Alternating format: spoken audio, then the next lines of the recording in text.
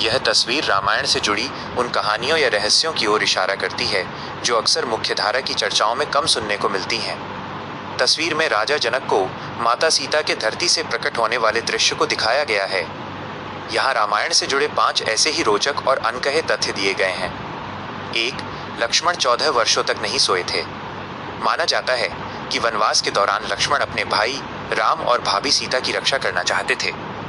इसके लिए उन्होंने निद्रा, नींद की देवी से वरदान मांगा था कि उन्हें 14 साल तक नींद न आए। उनकी जगह उनकी पत्नी उर्मिला अयोध्या के महल में 14 वर्षों तक सोती रहीं।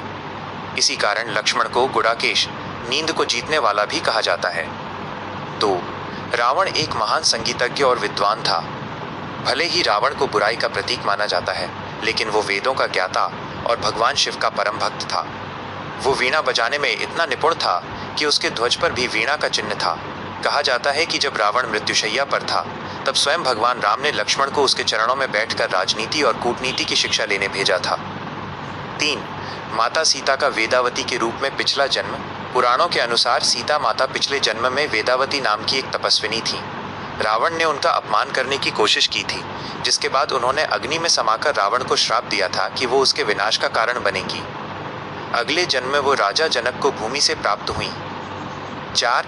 गिलहरी की पीठ पर धारियां। राम सेतु के निर्माण के दौरान एक छोटी सी गिलहरी भी रेत के कण लाकर मदद कर रही थी। वानर सेना उसका मजाक उड़ा रही थी, लेकिन भगवान राम उसकी भक्ति से बहुत प्रसन्न हुए। उन्होंने प्यार से उसकी पीठ पर उंगलियां फेरी और माना जाता है कि तभी से गिलहरियों की पीठ पर 3 धारियां दिखाई देती हैं। 5. गायत्री मंत्र और रामायण का संबंध। क्या आप जानते हैं कि गायत्री मंत्र रामायण के श्लोकों से बना है? रामायण में कुल 24,000 श्लोक हैं। गायत्री मंत्र में भी 24 अक्षर होते हैं। रामायण के प्रत्येक 1000 श्लोक के बाद आने वाला पहला अक्षर गायत्री मंत्र के एक अक्षर से शुरू होता है।